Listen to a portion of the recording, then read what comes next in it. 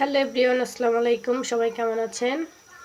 তো আজকে আমি রান্না করতে চলে আসলাম। আজকে আমি ইলিশ মাছ দিয়ে ডাঁটা দিয়ে রান্না করব। ডাঁটার আলু নিয়েছি কেটে, আর মাছটা আমি একটু জাল করে নিচ্ছি, কারণ তরকারিতে ভাজার চাইতে জাল করে দিলেই তরকারির টেস্ট ভালো আসে।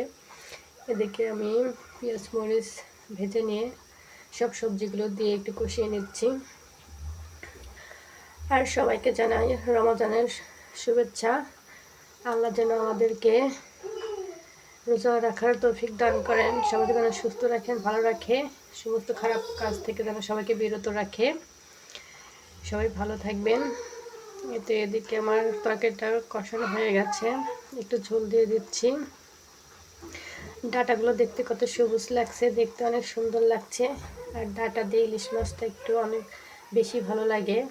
আমার কাছে পার্সোনালি অনেক ভালো লাগে। কার কাছে কেমন লাগে অবশ্যই কমেন্টে জানাবেন।